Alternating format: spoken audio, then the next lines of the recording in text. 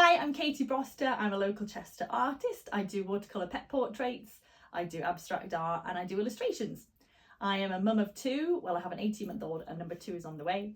And I work from home in a studio space. It's an office I share with my husband.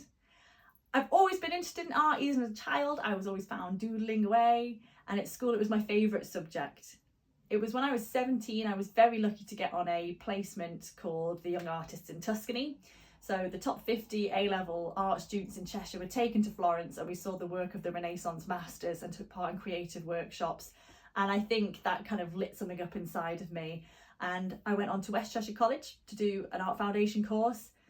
Unfortunately, packed all my paintbrushes away for about 10 or 11 years, trying to get a real job, as I was kind of advised at the time.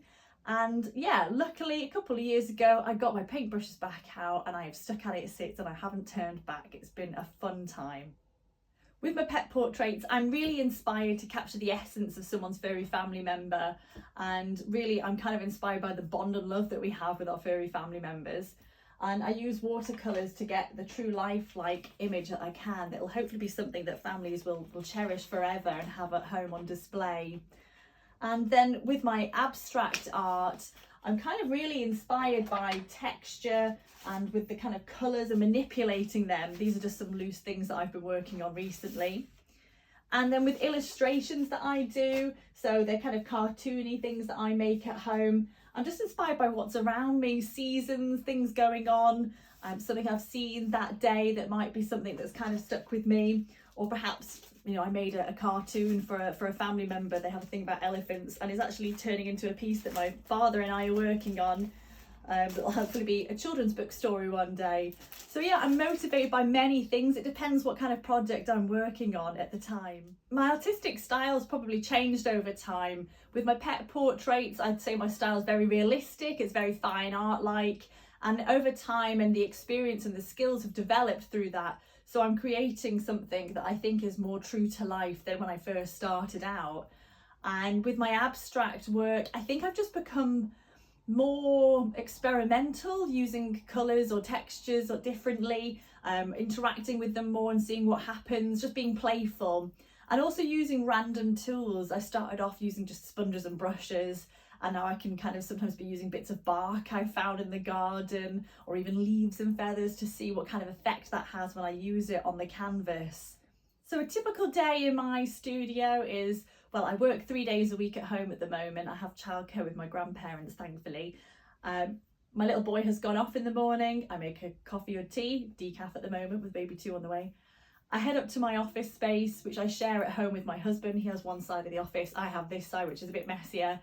And really it's checking my emails, checking my social media, any admin I need to do, wonderful tax returns, perhaps, and then really getting into the creative zone. So if it's a pet portrait, having the reference photos in front of me and spending a couple of days working on a piece, drawing out an initial sketch, washes of colour, and then the finer detail on top.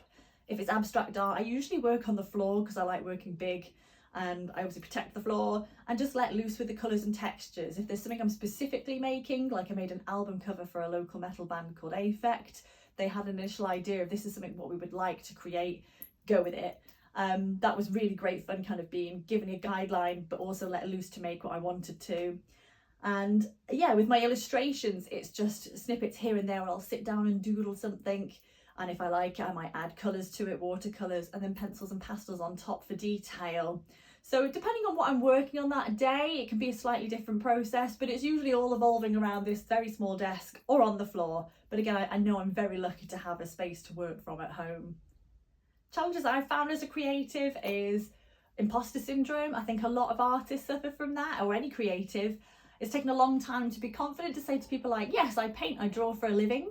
I think writing that on my child's birth certificate when you had to put down what your occupation was a kind of eye-opener, and I think I've had more confidence now because I've said it so many times that I believe in myself more. Another challenge I've had is finding clients. The world is so busy, social media is full of amazing creatives' work. It gets very hard to get seen or found by people. That's why having Artbox and local of the gallery spaces has been great, because it's actually getting my work in front of people and the public. So yeah, that's what I've struggled with as a creative. With my pet portraits, I'm really inspired and motivated by the reaction, I guess, of the clients. So when I've given them the final piece, I think, you know, having people with tears of joy and getting their feedback and their positivity is really encouraging and supportive, and it makes you want to carry on and try and do even better. You know, you've hopefully immortalised their pet member of the family, and it's a great gift to give someone. With my abstract art, I'm kind of inspired again, I guess, by the playing around, just the enjoyment of being able to let loose with paint and seeing what happens and what final piece you can create. That really motivates me because it's just pure enjoyment, and that's fantastic. The painting behind me is the most important to me. I created it in year 10 of high school, the beginning of GCSEs, and we took in fruit and veg, and I chopped a tomato in half and created this abstract piece with acrylics. And I was so proud seeing it up on the wall at school. A PE teacher had wanted to buy it, but I wanted to bring it home. And on the last day of term, I remember walking home from school and seeing my mum and her best friend carrying it in very delicately from the car, and it had been framed professionally in Chester. And I remember feeling so proud and excited seeing my work on a wall at home, framed, looking magnificent, and then realizing I love art. Actually, you can make a living from doing art. And I think that's probably why this piece means so much to me. So there's been a recent surge of creative places. So Art Box, Art at the Cross, Story House, the Art Cafe in Watergate Street. You know, these places didn't exist kind of 5+ years ago, and they are incredible spaces to kind of go and be inspired, to be motivated by other creatives, and to potentially meet clients. So the local art community has been really helpful and inspiring for me. With Artbox specifically, getting my work in front of people has been a great opportunity. They have open evenings, and it's been great again to go and talk to people about what I've made and the process behind it. It's kind of more intimate. You actually get to talk about what you've done rather than, ta-da, here's a final piece. And also going to Artbox, you know, they were very encouraging. It was really lovely to go and talk to someone about my work, and who were also excited to have my work on display. It kind of fills you with a bit more fuel to your fire of creativity. My advice for emerging artists is to get your artwork out there, be loud and proud about it, go and meet other creatives. It's a great way of kind of being inspired and sharing working processes. Also, if you're having creative block, it's really beneficial to have a sympathetic ear, people who have gone through that.